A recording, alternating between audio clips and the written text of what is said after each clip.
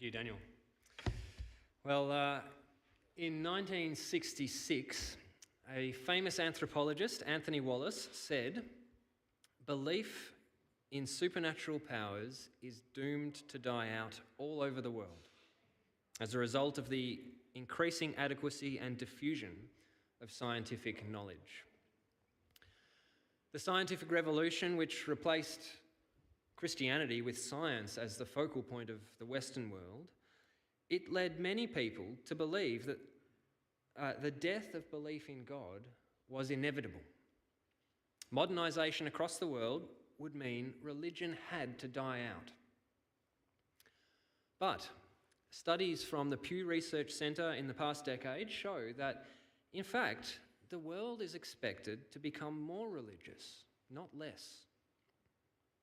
While it's true that atheism is growing in the secular world, over the coming decades, the proportion of the world that is secular will shrink, with Christians and Muslims making up an increasing percentage of the global population. And even in Australia, even with each census showing more people ticking the box for no religion, recent research shows that almost 40% of Gen Z Australians identify as spiritual, with many engaging in spiritual activities. Why is religion and spirituality growing worldwide when it was predicted that science would kill them off? I think it's because, as we've been hearing a bit about already today, despite popular belief, science and religion are not incompatible, but complementary. In my own limited studies in science, first year physics at uni, I only found myself marvelling at what I learned. I encountered nothing that conflicted with my belief in God. Far from it. Many famous scientific pioneers, in fact, were also Christian believers. Famous names like Descartes, Newton, Kepler, Anning, Galileo, Locke, Copernicus, Faraday. Director of the Human Genome Project, Francis Collins, tells how he grew up assuming religion was mere emotion, or worse, indoctrination. But after looking into the evidence for Christ, he changed his mind and became a believer himself. And if that's something you'd be interested in hearing more about, you can hear his full story in Alpha, a program we're running in July. The reason religion and science are in fact compatible is, again, as we've heard a bit about, that they have different job descriptions. Just as religion can't tell me whether my sore finger is broken or not, or what the weather will be tomorrow, or how to make a more efficient aeroplane, well, I don't expect science to tell me what the purpose of life is, or how to interpret spiritual experience, or what existed before the Big Bang. While science tells us how the physical world works, religion explores the meaning and purpose of the world. While science tells us what the universe is like, religion asks why it is this way. Indeed, why it exists at all. Science studies things in time and space. But if there's a God who created time and space and exists outside them, then by definition, science doesn't have access to that God. And so science can't prove God doesn't exist any more than it can prove God does exist. I've shared before in this church that some years ago I had a serious period of doubt, honestly questioning my belief in God. And I did a lot of reading and a lot of thinking and a lot of learning. And one thing I learned is that I had been believing a myth about the nature of faith. The myth is that religious people need faith, but atheists do not. That somehow atheism is kind of a default. It doesn't require any faith, it's purely evidence-based. But faith is what religion requires to believe what is beyond evidence or against the evidence. But in fact, this is not true. In reality, every human being, whether atheist, agnostic, spiritual, religious, whatever, we all have faith, whether we admit it or not. It's unavoidable. What do I mean by this? Well, I don't pretend I can give a proof of God. While I think there's good evidence to believe in God, it's not the type of evidence that we would consider proof. I need at some point to take a step of faith. But neither can anyone prove God doesn't exist. People can point to evidence or a lack of evidence they see for God, but it's not the type of evidence that provides proof. Believing there is no God is equally a step of faith. The fact is, while we humans know a lot, there is infinitely more we don't know. The rate of increased understanding in science should tell us this. We learn and learn and learn, but the things we don't know, the unanswered questions, like Daniel was talking about, they grow even faster. The evidence we have is limited. When it comes to questions like the origins of the universe before time and space existed, where scientific search cannot reach, well, we have no choice but to take a step of faith. What is worth having faith in becomes the real question. Faith that there is a God, faith that there is no God, faith that it won't really matter in the end and we can safely sit on the fence. We can't avoid having faith. When thinking about whether I could believe that there is no God, here's a thought experiment that comes into my head. Imagine a sealed room with a window you can look through into the room. There's nothing in the room, just gas. You leave the room and you come back sometime later. It's no longer empty, but solid balls have formed and are spinning around each other. You leave and come back sometime later, and you use a camera to zoom in on one of these balls and discover things moving around on it, not randomly, but intentionally. And clearly these things are self-aware and intelligent and purpose-driven. The only conclusion I could come to if I witnessed that was that it was not accidental. Whatever was going on, there was something fishy in there, something I couldn't see, some purpose, some intentionality driving that to happen. And it wouldn't matter how big the room was, how long it took, the steps in between. I can't see a dead, lifeless, purposeless universe doing that ever. For it to happen, whether it happens over 15 minutes or 15 billion years, that it happens at all is a miracle.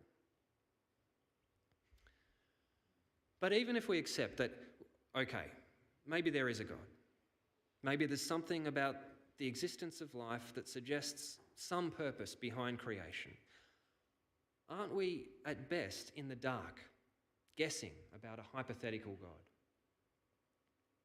What scientific evidence base could we possibly have to discover who or what is behind the creation of this universe? Surely religious documents like the Bible, surely they're not suitable evidence. They can never meet the scientific precision we expect of credible evidence today. But in fact, there are types of evidence we use all the time to discover truth, though they are not scientific studies. For example, if we read about history, evidence is involved, but not scientific evidence, not reproducible experiments. We're talking about things in the past. The evidence that we rely on is things like manuscripts, documents, artifacts, books, letters. And the evidence is sometimes sketchy or subjective. But that doesn't mean we give up, and because we can't prove something did or didn't happen, we throw our hands in the air. No, we consider what we do have, and we judge where we think the evidence points best.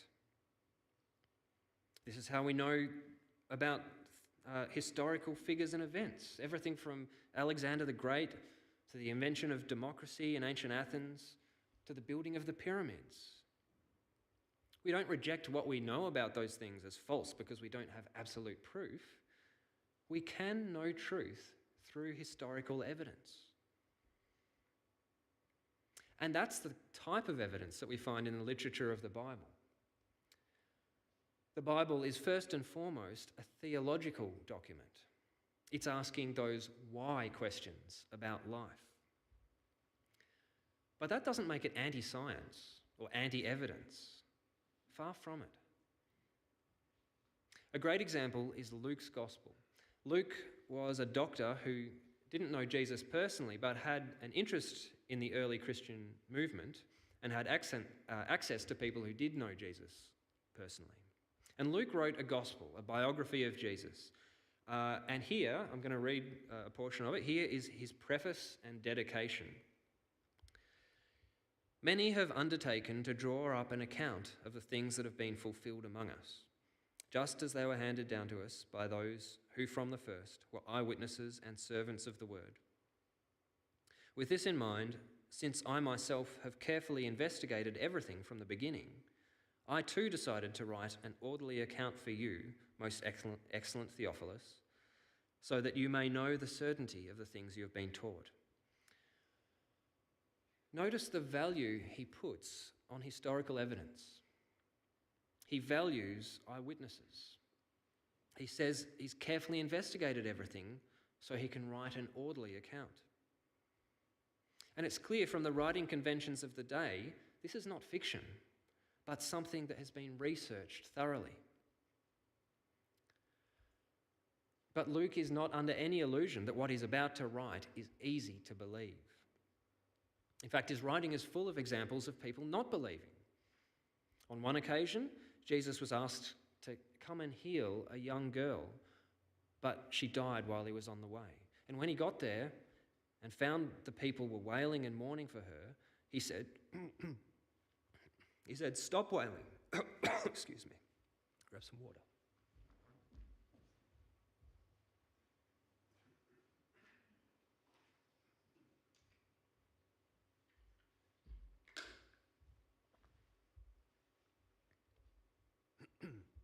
He said, "Stop wailing, she's not dead, but asleep." And they laughed at him, knowing that she was dead.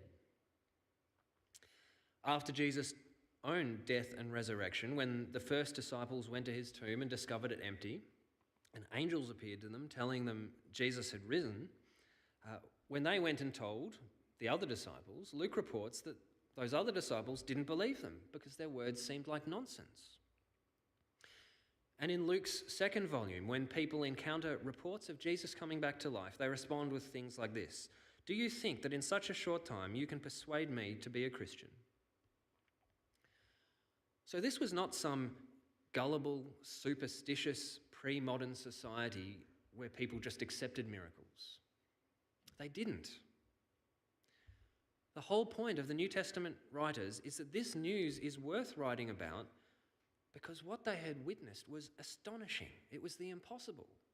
Jesus had died and Jesus had risen from the dead. And the way they backed that up was the same way we do with any historical question. With physical evidence, the absence of Jesus' body from the tomb, and the inability of anyone, even opponents of the early Christian movement, to produce Jesus' dead body.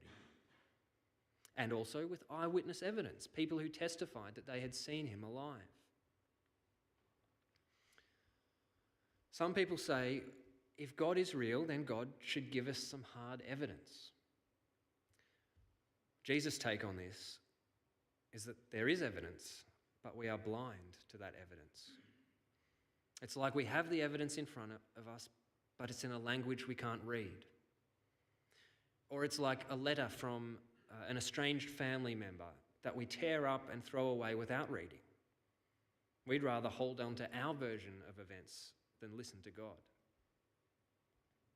Jesus once told a parable, a story of a man who, after dying and facing judgment, asked that he could go and tell his family, warning them that actually it's true.